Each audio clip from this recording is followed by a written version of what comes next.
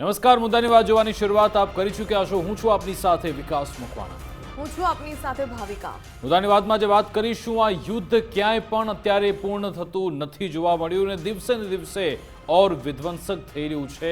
અને છેલ્લા 24 કલાકમાં ઈરાને જે અમેરિકાની હાલત કરી છે એના કારણે લાગી રહ્યું છે કે ડોનાલ્ડ ટ્રમ્પ વધારે બેબાકડા થશે અને વધુ વિધ્વંસક એક હુમલાની તૈયારીમાં લાગી ગયા છે એવું લાગી રહ્યું છે। તમને લાગશે કે આખરે એવું તો ઈરાને શું કર્યું છેલ્લા 24 કલાકમાં? કદાચ એ સમાચાર તમારા સુધી પહોંચી ગયા છે ને ગઈકાલે આપણે વાત કરી હતી કે સમાચાર આવ્યા હતા કે ભાઈ ઈરાને અમેરિકાનું એ સ્ટીલ્થ F-35 તોડી પાડ્યું, 5th જનરેશન, પણ એ હવે પુષ્ટિ થઈ ગઈ છે F-35 તો નહોતું પણ F-50 હતું।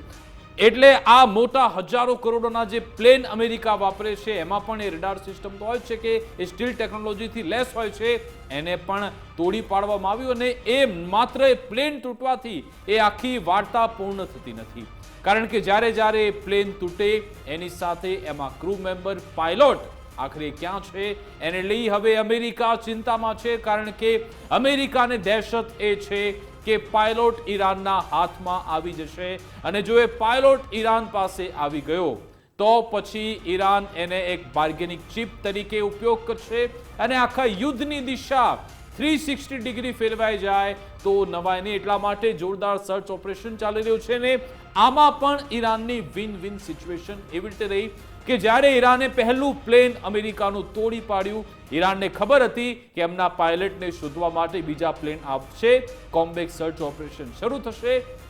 ઈરાને એના માટે પણ તૈયારી કરી અને જે હેલિકોપ્ટર પ્લેન આવ્યા એને પણ તોડવાની શરૂઆત કરી અને ઘણા સમય બાદ 23 વર્ષ બાદ એવું જોયું કે 1-to-1 કોમ્બેક ફાઇટમાં અમેરિકાના 10 કરતાં વધારે એ ફાઇટર જેટ ઇમ્પેક્ટ થઈ ગયા અને અમેરિકાની જે એરફોર્સ છે એની જે ઓરા છે તાર થઈ ગઈ છે।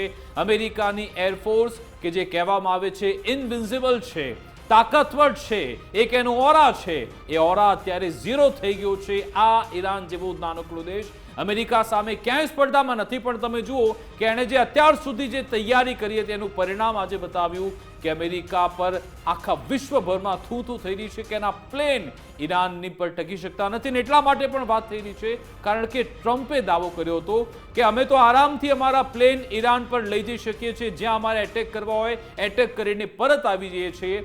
પરંતુ ગઈકાલે તમામે વિડીયો જોયા કે અમેરિકાના ફાઇટર પ્લેન ભાગી રહ્યા છે, ભાગતા જોવા મળ્યા હતા, કારણ કે ઈરાન ત્યાં નીચેથી જે મિસાઇલ છોડે છે, ડ્રોન છોડે છે, એમને ખબર છે કે ઓર અમારે નુકસાની થઈ શકે અને નુકસાની કરી નાખી છે। કયા પ્લેન તોડ્યા એ વિશે વાત કરીશું। ટ્રમ્પ કેવો હુમલો કરી શકે છે, ઈરાન તેનો કેવો જવાબ આપી શકે છે, ઘણું બધું વિશ્લેષણ છે। મુખ્ય વાત એ પાયલોટ આખરે કોણ પકડશે? અમેરિકાનો જ પાયલોટ છે, પણ જો ઈરાનના હાથમાં આવી ગયું શું થશે એ વિશે પણ વાત કરીશું। બિલકુલ, જે પ્રકારે યુએસ ઇઝરાયલ સંયુક્ત રીતે ઈરાન પર હુમલા કરી રહ્યું છે, સતત હુમલા થઈ રહ્યા છે, બીજી તરફ ઇઝરાયલ અને લેબનોનની વચ્ચે વિધ્વંસક હુમલા જે પ્રકારે સાબિત થઈ રહ્યા છે અત્યારે, પરંતુ સૌથી મોટા સમાચાર અત્યારે કે યુએસ ઇઝરાયલે ઈરાન પર તાબડતોડ હુમલા કર્યા છે। તહેરાનમાં હુમલો કરવામાં આવ્યો છે, બેલેસ્ટિક મિસાઇલ સ્ટોરેજ સાઇટ પર હુમલો કર્યો, ઈરાનની મિસાઇલ લોન્ચ સાઇટને પણ ટાર્ગેટ કરી, ઈરાનના ખુજેસ્તાન પ્રાંતમાં પણ હુમલો કરવામાં આવ્યો, ખુજેસ્તાનમાં આવેલા પેટ્રોકેમિકલ પ્લાન્ટ પર હુમલો કરાયો, બુશેહરમાં આવેલી ન્યુક્લિયર સાઇટ પર હુમલો કરવામાં આવ્યો છે। ન્યુક્લિયર સાઇટ પર ઇઝરાયલ અને અમેરિકાએ સંયુક્ત રીતે કાર્યવાહી કરી। ઈરાનના તબરીઝમાં ઇઝરાયલે એક મોબાઈલ બેલેસ્ટિક મિસાઇલ છે તે લોન્ચર ટ્રકને નષ્ટ કર્યો। મિસાઇલ પ્રોડક્શન અને લોન્ચ ક્ષમતા પર ધ્યાન કેન્દ્રિત કરીને હુમલા કરવામાં આવી રહ્યા છે। અમેરિકા ઈરાનની 5 થી 7 જગ્યા પર એર સ્ટ્રાઇક કરી, અમેરિકા ઈરાનના ખુજેસ્તાન પ્રાંતમાં હુમલો કર્યો, તહેરાન નજીક આવેલી મિસાઇલ અને એર ડિફેન્સ સાઇટને પણ ટાર્ગેટ કરી છે, ન્યુક્લિયર સાઇટને ટાર્ગેટ કરવામાં આવી રહી છે, સતત હુમલા કરવામાં આવી રહ્યા છે। ઈરાન તરફથી એક નિવેદન પણ સામે આવી રહ્યું છે કે જો ન્યુક્લિયર સાઇટ પર આ પ્રકારે સતત હુમલા થશે તો રેડિયેશનનો શિકાર છે તે ગલ્ફ કન્ટ્રી પણ બની શકે છે। રેડિયેશનની કોઈ હદ હોતી નથી, એટલે કે બીજા દેશોને પણ રેડિયેશનની અસર થઈ શકે છે। બિલકુલ, આજે ભાવિકાએ વાત કરીએ તમામ હુમલા ઇઝરાયલ અને અમેરિકાએ કર્યા, હવે ઈરાને શું અહીંયા કર્યું? ઈરાને છેલ્લા 24 કલાકમાં ઇઝરાયલ પર વિધ્વંસક એટેક કર્યો છે। ઈરાને ઇઝરાયલ પર અનેક એવી મિસાઇલો છોડી છે અને ડ્રોનનો પણ ઉપયોગ થઈ રહ્યો છે, ક્લસ્ટર વોરહેડનો પણ ઉપયોગ ઈરાન કરી રહ્યું છે। ઇઝરાયલમાં બેનિબ્રાક, પેતા, તિકવા, હાઇફા, તેલ અવીવ પર હુમલો થઈ રહ્યો છે। બેની બ્રાક પર એક વ્યક્તિ પણ ઘાયલ થઈ ગયા। તો આ એટેક ઈરાન તરફથી કરવામાં આવ્યા। અનેક રિફાઇનરી પણ ટાર્ગેટ પર લેવામાં આવી। યુએઈનો પણ ઉપયોગ યુએઈ પર પણ એટેક કરવામાં આવી રહ્યો છે। 4 ક્રૂઝ મિસાઇલનો ઉપયોગ કરવામાં આવ્યો। ગલ્ફની જે એનર્જી સેટ છે એના પર ઈરાન ટાર્ગેટ કરી રહ્યું છે। એટલે કે અમેરિકા ઇઝરાયલ બંને લડી રહ્યા છે ઈરાનની સામે। ઈરાન અને સાથે હિઝબુલ્લાહ એ ઇઝરાયલ પર એટેક કરી રહ્યા છે। હવે આગળના બ્રેકિંગ પર નજર કરીએ। ઇઝરાયલ અને હિઝબુલ્લાહ એ પણ એમના વચ્ચે પણ જોરદાર જંગ તો ચાલી રહી છે, જ્યાં 20 કરતા વધારે એર સ્ટ્રાઇક થઈ। બિલકુલ, છેલ્લા 24 કલાકમાં ઇઝરાયેલે લેબનોનના 20 થી વધુ એર સ્ટ્રાઇક કરી। મોટાભાગના હુમલા બેરૂતમાં આવેલા હિઝબુલ્લાહના ઠેકાણા પર થયા। ઇઝરાયેલે લેબનોનની લતાની નીંદના બ્રિજને પણ ટાર્ગેટ કર્યા। સોમોર અને માશધારા પુલને ઇઝરાયેલે નષ્ટ કર્યા। હિઝબુલ્લાહના હથિયાર ડેપોને ઇઝરાયેલે નષ્ટ કર્યા છે। રોકેટ અને મિસાઇલ લોન્ચર સાઇટને પણ નષ્ટ કરી દેવામાં આવી। હિઝબુલ્લાહે પણ ઇઝરાયેલના અનેક શહેરોને ટાર્ગેટ કર્યા। ઇઝરાયેલના કિયાર્ત શિમોના શહેરને હિઝબુલ્લાહે 3 વખત ટાર્ગેટ કર્યું। ઇઝરાયેલના મેતુલા શહેર પર હિઝબુલ્લાહે 2 વખત હુમલો કર્યો। ઇવેન મેનેહમ, બેઇત હિલેલ, અવિવિમ અને નાહરિયા પર હુમલો કરવામાં આવ્યો છે। એટલે કે સતત લેબનોન પર હુમલો થઈ રહ્યો છે અને ઇઝરાયેલ પણ વિધ્વંસક હુમલા કરી રહ્યા છે। એક તરફ ઇઝરાયેલ ઈરાન પર હુમલો કરી રહ્યો છે, બીજી તરફ લેબનોન સાથે વિધ્વંસક હુમલો વધી રહ્યો છે। એટલે કે ઇઝરાયેલ ક્યાંક બંને તરફ ઘેરાયું હોય તેવું પણ લાગી રહ્યું છે। બિલકુલ, અને સાથે સાથે હવે બીજા મહત્વના સમાચાર પર નજર કરીએ। એની છે કે આખરે ઈરાન આટલી સ્પેસિફાઈડ રીતે એટેક કેવી રીતે કર્યું છે તમે સમજીશું, પણ ઇઝરાયલ એને ટ્રેક કરી રહ્યું છે। ઇઝરાયલે ઈરાનના તબરીઝમાં જે હુમલો કર્યો ને પછી એ વિડીયો પણ આઈડીએફએ રિલીઝ કર્યો છે। એ વિડીયો તમને બતાવીશું કે જ્યાં તબરીઝમાં મોબાઈલ મિસાઇલ લોન્ચરને નષ્ટ કરવામાં આવ્યું। ઇઝરાયલ પર હુમલો કરે પહેલા જ આ મિસાઇલ લોન્ચર નષ્ટ તો તમે જુઓ કે એની ઇન્ટેન્સિટી જુઓ। ઈરાન એણે આવા 500 કરતા વધારે ટ્રક એમણે રાખ્યા છે કે જે એક જગ્યાએથી બીજી જગ્યાએ મોબિલાઇઝ કરે છે અને પછી અદૃશ્ય થઈ જાય છે।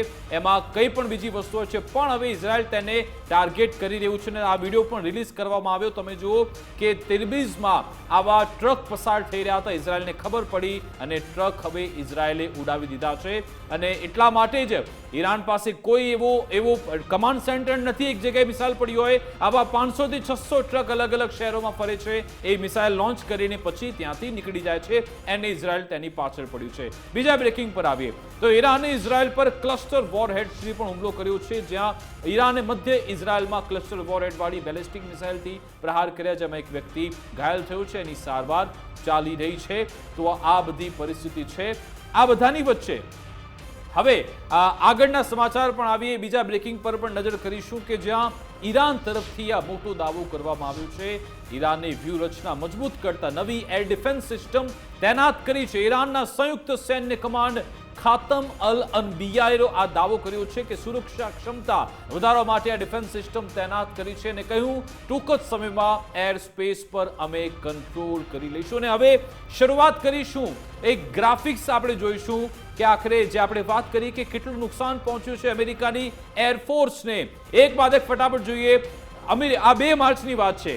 F-50E 3 ફાઇટર જેટ્સ પહેલા જ અમેરિકા ગુમાવી ચૂક્યું છે, આ એની વાત છે। સાથે સાથે 3 MQ-9 રિપલ ડ્રોન પણ ગુમાવ્યા છે અમેરિકાએ। આ રીતનું નુકસાન ઈરાને પહોંચાડ્યું છે અમેરિકાને। 5 માર્ચની વાત હતી। સાથે સાથે 6 માર્ચે વધુ એક MQ-9 રિપલ ડ્રોન પણ અમેરિકાએ ગુમાવવું પડ્યું। કેવી રીતે ઈરાન તેમના પર જોરદાર પ્રહાર કરી રહ્યું છે, આ 6 માર્ચની વાત છે। પછી આવીએ ઇસ્ફહાન શહેર નજીક પણ એક ડ્રોનને તોડી પાડવામાં આવ્યું। 7 માર્ચ પર આવ્યું વધુ એક MQ-9 રિપલ ડ્રોન તોડી પાડવામાં આવે છે। એટલે કે જ્યારથી યુદ્ધની શરૂઆત થઈ પ્રહાર તો થઈ રહ્યા છે। વધુ એક MQ-9 એટલે કે અમેરિકા પણ આ રિવર્સ ટેકનોલોજી કરી જે ડ્રોન વાપરી રહ્યું છે ઈરાન જેવું, એને તોડવામાં આવે છે। સતત દર દિવસે એક બાદ એક આ ડ્રોન તોડવામાં આવે છે એવા સમાચાર આવે છે। પણ જે સમાચાર આવ્યા હતા પહેલા કે F-35 તોડી પાડ્યું, જો કે એને ઇમ્પેક્ટ તો થઈ છે ને હવે તમે જુઓ 12 માર્ચે અમેરિકાનું K-1C-135 એને પણ નષ્ટ કરી નાખવામાં આવ્યું। 5 KC-135 13 માર્ચના રોજ ડેમેજ થયા હતા અને તમે આગળ જોતા જાઓ કેટલું બધું નુકસાન થયું છે। 19 માર્ચે F-35 લાઇટનિંગ ફાઇટર જેટને પણ નુકસાન પહોંચાડ્યું છે ઈરાને। આટલી બધી અહીંયા તબાહી મચાવવામાં આવી છે। હવે આવી જઈએ 20 માર્ચમાં વધુ એક MQ-9 રિપલ ડ્રોન પણ નષ્ટ કરવામાં આવ્યું। પછી વાત કરીશું આ સૌથી મહત્વની બાબત, પ્રિન્સ સુલ્તાન એરબેઝ પર ઈરાને મિસાઇલ ડ્રોન એટેક કર્યો અને પછી ત્યાં KC-135 ડિસ્ટ્રોય કરવામાં આવ્યું અને 3 એપ્રિલ તમે આ જુઓ, અમેરિકાનું F-50E વિમાન નષ્ટ થયું, જે ગઈકાલની વાત છે, અને યુદ્ધમાં અત્યાર સુધીમાં 25 કરતાં વધારે વિમાન, ડ્રોન નષ્ટ થયા છે અથવા તો ડેમેજ થયા છે. એટલા માટે જ ગઈકાલે ઈરાને કહ્યું કે આ ગુડ ફ્રાઈડે નહીં, આ તો બ્લેક ફ્રાઈડે છે. એ અમેરિકાની એરફોર્સ પર ધબ્બો લગાવી દેવામાં આવ્યો છે. આજ અંગે વિશ્લેષણ કરીશું. ઘણા બધા મુદ્દા છે. આપણી સાથે ગેસ્ટ પેનલ જોડાઈ ગઈ છે. રિટાયર્ડ કેપ્ટન જયદેવ જોશી જોડાયા છે. જયદેવજી, ગુજરાત ફર્સ્ટમાં આપનું સ્વાગત છે. અને સાથે ડિફેન્સ એક્સપર્ટ આશિષ કુમાર પણ જોડાયા છે. એમની સાથે પણ સંવાદ કરીશું. શરૂઆત કરીએ જયદેવજી આપની સાથે. આપણે ગઈકાલે ચર્ચા કરતા હતા, સમાચાર હતા કે F-35 તોડ્યું છે. આપણે પણ વિશ્લેષણ કરતા હતા શું એ પ્લેન તોડ્યું છે કે કેમ. આજે ઓફિશિયલ થઈ ગયું, જી હા, પ્લેન તોડ્યું, પણ F-50E હતું. હવે ચર્ચા એ થઈ રહી છે કે પાયલટને શોધવાનો છે. અમેરિકાએ જે પાયલટ શોધવા ગયો એમાં બીજા કેટલાક જહાજ પણ નુકસાન પણ થઈ ગયું. એક પાયલટને તો બચાવી લેવામાં આવ્યા, બીજા પાયલટની શોધખોળ ચાલી રહી છે. આપનો એનાલિસિસ ને આપનો અનુભવ શું કહે છે? અમેરિકાનો જો એક પાયલટ ઈરાનના હાથમાં આવી જાય છે તો પછી આ યુદ્ધનું એનો વ્યૂ કેવો છે?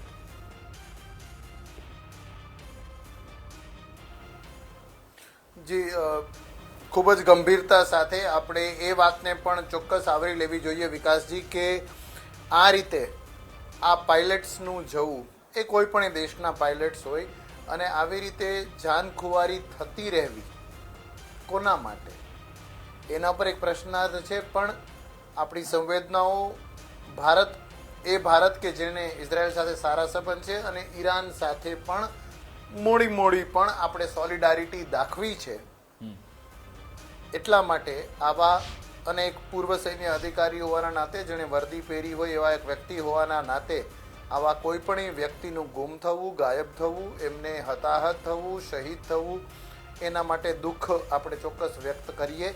અને આ બધું માતૃભૂમિની રક્ષા માટે થતું હોય, માનવતાની રક્ષા માટે થતું હોય, કોઈ મોટી લડાઈ હોય તો ભલે, પણ આ સ્વાર્થી ગેઇન્સ માટે છે. તો હું વાતની શરૂઆત કરું એ પહેલાં વિકાસજી, આપણી સંવેદનાઓ આવા દરેક US, ઇઝરાયલ, ઈરાનિયન અને એવા દરેક આર્મ ફોર્સિસના વ્યક્તિ સાથે જે કારણ વગર પોતાનો જીવ ગુમાવી રહ્યો છે એની વાત કરીએ. જેમ આટલી જ ગંભીરતાથી આ વાત કરી, હવે એવી ટ્રમ્પ અને ટ્રમ્પના સેક્રેટરી ઓફ ડિફેન્સ એટલે રક્ષા મંત્રી અને એના નેતૃત્વમાં ચાલી રહેલા ઓપરેશનની વાત કરીએ. અને આ જરા મેં થોડી ગંભીર વાત કરી પણ એને હળવાશથી કરવાની ટ્રાય કરીએ તો એક બહુ પ્રચલિત એવી એક રીલ છે જેમાં કોઈ એક કંઈ વ્યક્તિ ભૂલ કરે કે એની કંઈ વસ્તુની ચોરી થાય, એ બચાવવા જાય એટલે એની બીજી વસ્તુની ચોરી થાય. તો અમેરિકાના આર્મ ફોર્સિસના, અમેરિકાના એરફોર્સની આવી હાસ્યાસ્પદ સ્થિતિ થઈ રહી છે. ગઈકાલે જે એરક્રાફ્ટને તોડી પડાવવું એ ખુદ પોતાનામાં એરફોર્સ માટે એક બહુ મોટો ઇતિહાસ છે. આશીષજી એરફોર્સમાં સર્વ કર્યું છે, આગળ ચોક્કસ આપણને કહેશે, પણ એક બહુ જ મોટી વાત છે કે ઈરાન એને તોડી પાડી શક્યું. એમાંથી એક ક્રૂ મેમ્બર જે વેપન્સ ટેકનિકલ ઓફિસર છે, એટલે કે એ બે હોય લોકો, he was not the real pilot, એ વેપન સપોર્ટ ઓફિસર હતા. ડેફિનેટલી એ ફ્લાય તો કરતા જ હોય, પણ એમનું ગુમ થવું ઈરાનિયન સોઇલ ઉપર અને એને શોધવા માટે બીજું એરક્રાફ્ટ જાય, એને તોડી પાડવામાં આવે સધર્ન ઈરાનમાં અને એના પાયલટે પણ ઇજેક્ટ થઈને ભાગી જવું પડે. તો આ આવી હાસ્યાસ્પદ સ્થિતિ અમેરિકાની થઈ ગઈ છે. અને એટલા માટે જ ધીસ વોર ઇઝ ગોઈંગ નો વેર વિકાસજી. આ યુદ્ધ ક્યાંય નથી જઈ રહ્યું. આવી ધમકીઓ, આવી ખોખલી ધમકીઓ અને આપણે અને આખા વિશ્વને આ યુદ્ધના ઉન્માદમાં રાખવાની વાત ટ્રમ્પ કરી રહ્યા છે કે ભાઈ 48 કલાક હવે ડેડલી હશે એવી વાત કરે છે. આવી કેટલી 48 કલાકો ગઈ છે અને ડેડલી સત્તા ચેન્જ આપ કરી નથી શક્યા. ત્યાંના આર્મ ફોર્સિસને આપ એક તરફ જાહેર કરો કે ખતમ થઈ ગયું છે, ખતમ આપ કરી નથી શકતા. પોતાના એરફોર્સને આપ બચાવી નથી શકતા અને સ્ટેટ ઓફ હોર્મુઝ એને ખોલાવી નથી શકતા.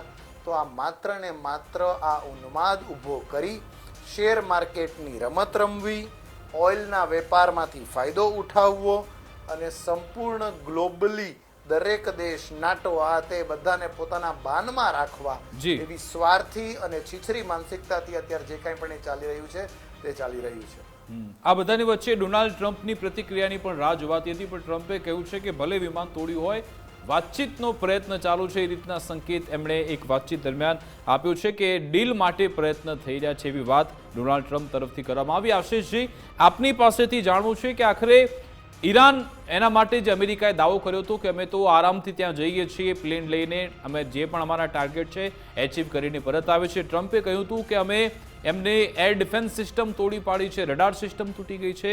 અને આખરે એવી તો કેવી ટેકનોલોજી, કયો મંત્ર ઈરાન પાસે છે કે જેના આધારે એક સાથે અમેરિકા કે જે ડોમિનન્સ ધરાવે છે એરફોર્સમાં એને આ મુકાબલો કરી રહી છે ઈરાન? કેવી રીતે? જય હિન્દ સર્વ મિત્રોને.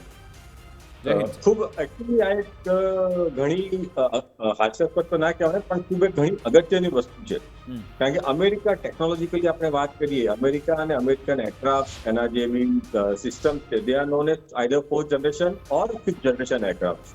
અને સામે ઈરાન પાસે પણ એરક્રાફ્ટ છે, પણ જેમ આપણે જોઈ રહ્યા છે કે અત્યારે એના કોઈ પણ પ્લેન ઉડ્યા હોય કે પ્લેન ફાયર એને અટેક કર્યો એ નથી કરી રહ્યું. એ જે બી કરી રહ્યું છે ઈરાન મેક્સિમમ એની પાસે બેકઅપમાં છે એના ડ્રોન છે ને એની મિસાઇલ છે. અને એ ડ્રોન અને મિસાઇલ દ્વારા એ ટાઈમ ટુ ટાઈમ અમેરિકાને એક ખૂબ જ કહેવાય ને એક બહુ સારો જવાબ આપી રહ્યું છે despite of all the limitations જે એની પાસે છે એનું છતાં પણ, અને એકલું છે છતાં પણ. તો એ માટે આપણે ઈરાનને એક પોઈન્ટ આપવો જોઈએ અને પ્લસ પોઈન્ટ આપવો ખૂબ જરૂરી છે. ત્યાં સુધી અમેરિકન પ્લેન્સનો સવાલ છે, ઓબ્વિયસલી એના બહુ હાઈટેક પ્લેન છે, પણ આ એક પર્ટિક્યુલર પ્લેન જે અમે તોડ્યું અને ફોલોડ બાય સેકન્ડ દિવસે જે SAR-માં ગયું, સર્ચ એન્ડ રેસ્ક્યુમાં જે બીજું એરક્રાફ્ટ ગયું અને એ એરક્રાફ્ટ પણ તોડ્યું, તો ધેટ ઇઝ ધ સ્ટ્રેટેજી. એ લોકોને ખબર હતી કે ભાઈ આ પડશે તો પાછળથી બીજો માણસ આવશે. બહુ ચાન્સીસ એ આપણે જે અત્યારે જે જનરલ ઇન્ફોર્મેશન અવેલેબલ છે કે એનું જે એર ડિફેન્સ સિસ્ટમ છે કે એની રડાર યુનિટ્સ છે એ બધી અમેરિકાએ ઇઝરાયલને મળીને પહેલા નાકામ કરી દીધી છે. પરંતુ એ પણ વસ્તુ છે કે જરા લોટ ઓફ સ્મોલ યુનિટ આપણી પાસે બી એવા રડાર્સ છે જે કે નાના નાના રડાર હોય જે એક લિમિટેડ લોકેશન્સમાં લિમિટેડ એરિયાની અંદર કામ કરે, અને એ બધા મૂવેબલ રડાર છે. તો આવા રડાર, નાના નાના રડાર જે આઈધર કોઈ મોટા એક મીડિયમ સાઇઝના ટ્રક ઉપર તમે ઇન્સ્ટોલ કરી અને એને લઈને તમે જઈ શકો છો. તો ઈરાન પાસે આવા રડાર છે અને આવા કોઈ રડાર એક પર્ટિક્યુલર લોકેશન પર એમણે રાખેલા હશે ને એના થ્રુ લોંગ રેન્જ નહીં પણ શોર્ટ રેન્જમાં ડેફિનેટલી તમે ટ્રેક કરી શકો છો એનિમી એક્ટિવિટી ઓર પાસિંગ વ્હીકલ, કે ડ્રોન હોય કે એરક્રાફ્ટ હોય કે કંઈ પણ હોય. તો આના થ્રુ એણે એ ટ્રેક કર્યું, અને સૌથી મોટી વસ્તુ છે કે એની મિસાઇલો જે છે અત્યારે સંભાવ ખૂબ સારી અને કારગર પુરવાર થઈ રહી છે. અને એ મિસાઇલ દ્વારા જયારે આ હિટ કરી રહ્યું છે અને અમેરિકાના એરક્રાફ્ટ તોડી રહ્યું છે, તો અમેરિકા માટે આ એક વિચારવા જેવી વસ્તુ છે ને ઈરાન માટે આ એક પ્રાઉડ ફીલ કરવા જેવી વસ્તુ છે. એટલે it is very much possible કે એના જે સ્મોલ રેન્જ કે મીડિયમ રેન્જ જે રડાર છે એ રડાર થ્રુ આને ટ્રેક કરી અને પર્ટિક્યુલર લોકેશન્સની અંદર, બીકોઝ ત્યાંનું જે ભૌગોલિક પરિસ્થિતિ જે છે એ પરિસ્થિતિ પર ડિફરન્ટ છે. એવું નથી કે તમે ખૂબ જ ઉપર જઈને કરી રહ્યા છો, because it is contains lot of શું કહેવાય ને માઉન્ટેન્સ નાના મોટા આવે છે અને એ બધું એનું જે બેઝિકલી એનું જે ભૌગોલિક પરિસ્થિતિ એ થોડી ડિફરન્ટ છે. એટલે એ એરક્રાફ્ટને પર્ટિક્યુલર ટાર્ગેટમાં જવા માટે અથવા તો લોકેશન પર અટેક કરવા માટે એક પર્ટિક્યુલર લેવલ સુધી નીચે આવવું પડે, અને એ નીચે આવ્યા પછી એ રડારમાં ફિટ થઈ શકે છે અને એને હિટ કરી દે. અને એનું મિસાઇલ કેટલી સારી છે તે આપણે જોઈ જ રહ્યા છીએ. ખાસ કરીને જે રીતે એ લોકોએ ક્લસ્ટર બોમ્બિંગ સ્ટાર્ટ કર્યું છે ઈરાને, એ એના માટે એક પ્લસ પોઈન્ટ પુરવાર થયો છે. ખૂબ એનું જેને કહેવાય વન ઓફ ધ ફાઇનેસ્ટ અને one of the successful weapon પુરવાર થયું છે ક્લસ્ટર બોમ્બિંગ.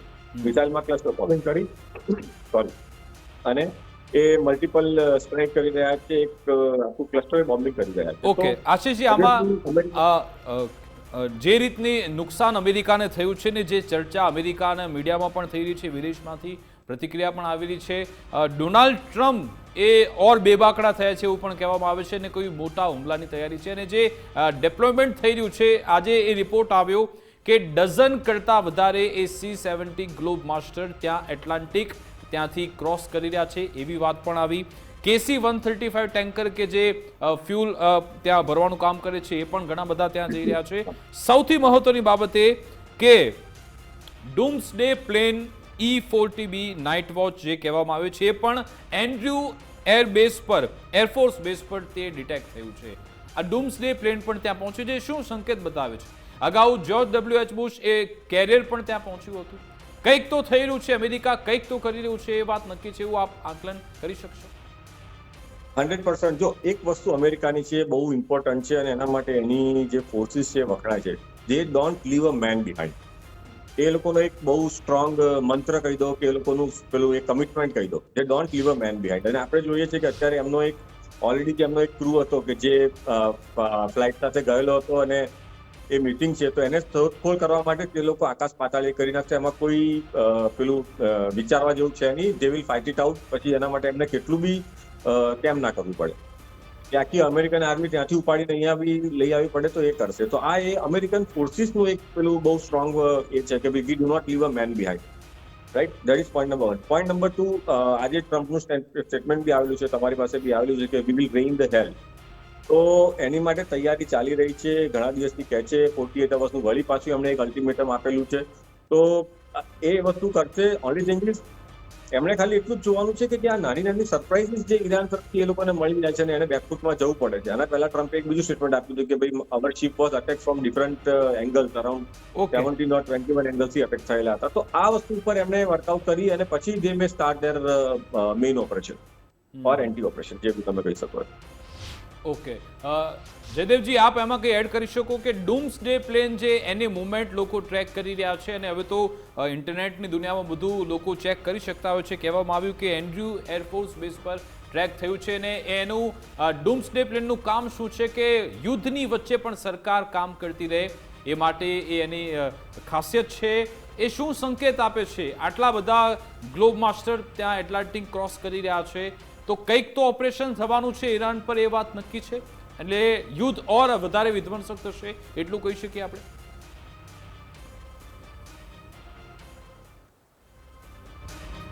વિકાસજી, એક એવી કે વાત છે, એવી ઉક્તિ છે જે એમ કહે છે કે ડિફેન્સ, માફ કરજો, કે defence is a way of diplomacy, attack is the best form of defence ને બધું કહીએ, પણ ડિફેન્સ પણ એક પ્રકારની ડિપ્લોમસીનો હાથો છે. અત્યારે જો આટલું મોટું મોબિલાઇઝેશન અમેરિકા કરી રહ્યું હોય અને તુલનાત્મક રીતે જોવામાં આવે તો ઈરાકમાં 2 લડાઈઓ થઈ સદ્દામ હુસેન સાથે. પહેલી ઈરાક વોરમાં કદાચ બૂટ્સ ઓન ગ્રાઉન્ડ વધારે હતા, બીજી ઈરાક વોરમાં ઓછા હતા શરૂઆતના ફેઝમાં. લગભગ એને તોલે આવી જાય, સમકક્ષ આવી જાય એટલું મોટું મોબિલાઇઝેશન અત્યારે અમેરિકા કરી રહ્યું છે. હવે આ મોબિલાઇઝેશનની જરૂર ક્યારે પડે? આટલા બધા સૈન્યની જરૂર ક્યારે પડે વિકાસજી? જો ત્યાં કંઈ મોટું કરવું હોય તો. પણ રાષ્ટ્રને જોગ સંદેશ જ્યારે address to the nation Trump આપે અને ત્યારે એમ કહે કે લગભગ બધા વોરના અમારા ટાર્ગેટ્સ અચીવ થઈ ગયા છે, તો આ મોબિલાઇઝેશન શેના માટે છે? યા તો ટ્રમ્પ એના નેશનલ ફ્લેગને બેકગ્રાઉન્ડમાં રાખીને આખા દેશને અને વિશ્વને જુઠ્ઠું બોલી રહ્યા છે એવું માનવું પડે, યા તો આ ડિફેન્સ મૂવમેન્ટ અત્યારે આપને રોકવા માંગીશ જયદેવજી, કોઈ જ એમનું જે સોશિયલ ટ્રુથ છે જે એમાંથી હંમેશા જુઠ્ઠું બોલતા રહેતા હોય છે. હમણાં જ એમણે એ પોસ્ટ કરી છે, remember when I gave Iran 10 days to make a deal or open up the Hormuz strait. એટલે કે યાદ કરો, મેં 10 દિવસનો સમય આપ્યો તો હોર્મુઝને ઓપન કરવા માટે. ટાઈમ ઇઝ રનિંગ આઉટ, સમય સતત જઈ રહ્યો છે. 48 hours before all hell will reign down on them, glory to be God. એટલે કે 48 કલાક જ બાકી. તમને યાદ હશે કે 6 એપ્રિલનો સમય ડોનાલ્ડ ટ્રમ્પે આપ્યો હતો, આજે 4 તારીખ છે. કહી રહ્યા છે કે 2 દિવસ જ 48 કલાક જ બાકી છે ને પછી એમના પર કહેર વરસશે. આનો શું મતલબ જયદેવજી?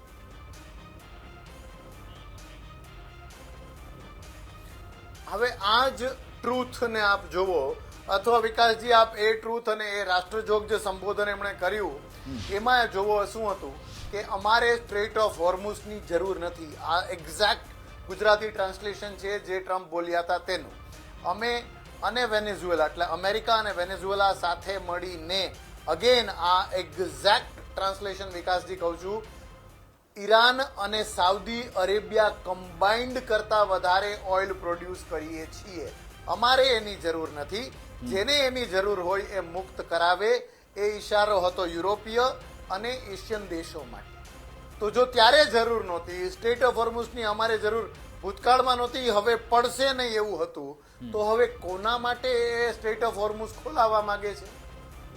ટ્રમ્પે આ વાતને પોતાની વ્યક્તિગત શાખ અને અસ્તિત્વનો મુદ્દો Okay. બનાવી લીધો છે.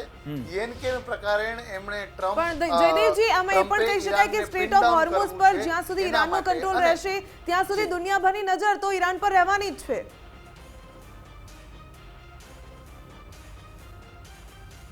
એક્ઝેક્ટલી એટલા માટે જ ભાવિકાજી ઈરાન સેન્ટર સ્ટેજ લીએ. ઈરાન મુક્ત રહે ડીલ કરવા માટે ચીન સાથે રશિયા સાથે એ ટ્રમ્પ સાંખી ના શકે. 60, 70 અને 80ના દશકમાં જે કોલ્ડ વોર રશિયા અને અમેરિકા વચ્ચે થઈ, જેમાં સુપર પાવર બનવાની હોડ હતી, એ હોડમાં ફરી પાછું અત્યારે ખાલી દેશ બદલાણો છે. ત્યારનું સામ્યવાદી યુએસએસઆર આજનું સામ્યવાદી ચીન બન્યું છે. ઈરાનનું ચીન સાથેનું અલાઇનમેન્ટ કેટલું વધારે છે એ સૌ જાણે છે. સ્ટ્રેટ ઓફ હોર્મુઝમાંથી ઓઇલની જરૂર અમેરિકાને નથી, પણ સ્ટ્રેટ ઓફ હોર્મુઝમાં આપ કહો છો એ જ રીતે એકદમ સાચું, ઈરાનનું ડોમિનન્સ રહે અને બીજા દેશો ઈરાન સાથે અલાઇન થાય એ ટ્રમ્પ જોઈ નથી શકતા. અને એટલા માટે થતું હોય છે. ઓપરેશન પરાક્રમની આપણે વાત પછી કરી શકીએ કે જ્યારે આપણા પાર્લામેન્ટ Okay, sir. સાહેબ, સમયનો અભાવ છે. મોબિલાઇઝેશન કર્યું હતું સૈન્યનું. જી, એક જી. ગોળી નહોતી ફૂટી, પણ આ મોબિલાઇઝેશન છે એ સાંકેતિક હોતું હોય છે. પણ એની સાથે સાથે યુરોપના અને ઘણા બધા દેશો, ભારત પણ એમાં ઇન્વોલ્વ છે, જેમણે પ્રયત્ન કર્યા છે કે હોર્મુઝ ઓપન થઈ જાય. એ માટેના વર્ચ્યુઅલ સંવાદ તો થઈ જ રહ્યા છે. હવે ક્લોઝિંગ કમેન્ટ આશીષજી 10 સેકન્ડ છે આપનું એનાલિસિસ આ બાબતે કે ટ્રમ્પની આવી ધમકી જેને ગંભીરતાથી લેવી જોઈએ કે 48 કલાકનો સમય. અને આપણે એ પણ યાદ રાખીએ કે હંમેશા ટ્રમ્પ જે પણ એટેક કરે છે માર્કેટ બંધ હોય ત્યારે કરે છે. શુક્રવારે ગુડ ફ્રાઈડે રજા, શનિવારે રવિવાર બંધ. કોઈ હુમલો થઈ શકે છે આજે અથવા તો કાલે? જો એમનો મિસિંગ સોલ્જર નહીં મળે, એમનો મિસિંગ જે અમેરિકન સોલ્જર છે નહીં મળે, તો America will definitely go for a higher amount of fight. મતલબ એ પણ હુમલા કરશે, ગમે તેમ કરીને પેલાને પાછળ લાવવાની પૂરેપૂરી કોશિશ કરશે. પછી એના માટે એને કેટલું બી કરવું પડે. એટલે ડેફિનેટલી અત્યારે હાલના તબક્કામાં એમને આ વસ્તુ સિરિયસ આપણે લેવી જોઈએ, 100% લેવી જોઈએ. Okay, thank you sir. આભાર આશીષજી, આભાર જયદેવજી, અમારી સાથે જોડાયા, વાતચીત કરી, સમય ફાળવ્યો. આપનો ખૂબ ખૂબ આભાર. તો હવે ડોનાલ્ડ ટ્રમ્પ કે જેમણે કહી દીધું છે કે 48 કલાક ખૂબ જ મહત્વના છે. જો તમે સ્ટ્રેટ ઓફ હોર્મુઝ ઓપન નહીં કરો તો પછી તમારા પર એક કહેર વરસવાનો છે. હવે કહેર કયા રૂપમાં હશે ડોનાલ્ડ ટ્રમ્પ પોતે જાણે. ડોનાલ્ડ ટ્રમ્પ પહેલા કહેતા હતા કે હવે ડીલનો કોઈ અવકાશ નથી, પણ એમને પોતાની ડેડલાઇન યાદ છે. જો કે ડોનાલ્ડ ટ્રમ્પે ભૂલી ગયા, એમણે કહ્યું હતું 6 એપ્રિલ સુધીમાં અમે કોઈ પણ એટેક નહીં કરીએ. ખેર ગઈકાલે એમણે ઈરાનના 8 કરતાં વધારે બ્રિજ પર હુમલો કર્યો, જેમાંથી એક સૌથી મોટો બ્રિજ ઉડાવી દીધો છે. હવે ડીલ ચાલી રહી છે કે કંઈ મોટો સવાલ છે. ઈરાન કહી રહ્યું છે કે અમને સીધી રીતે ફૂલ સ્ટોપ જોઈએ છે, કોઈ સીઝફાયરની વાત નથી. શું 48 કલાકમાં કોઈ ડીલ થાય છે કે પછી અમેરિકા કોઈ હુમલો કરી બેસે છે? અગાઉ જ્યારે 12 દિવસનું યુદ્ધ ચાલ્યું ત્યારે પણ ડોનાલ્ડ ટ્રમ્પે આવું જ કર્યું હતું. ડીલની વાત કરીને એમણે એટેક કરી નાખ્યો હતો B-2 બોમ્બર્સની મદદથી. જો કે ફક્ત 12 દિવસ ચાલ્યું હતું, આ 36મા દિવસમાં પહોંચી ગયું છે. અને આજે જો વધુ એક હુમલો થાય તો પછી લાગતું નથી કે હવે 6 એપ્રિલની કોઈ ડીલની વાત રહે. આ યુદ્ધ ઓર આગળ વધી શકે છે એવું લાગી રહ્યું છે. તમામ બાબતો ટ્રેક કરતા રહીશું. અમારી વિશેષ રજૂઆત અંતર્ગત બસ આટલું જ. આપ જોતા રહો ગુજરાત ફર્સ્ટ ન્યૂઝ. નમસ્કાર.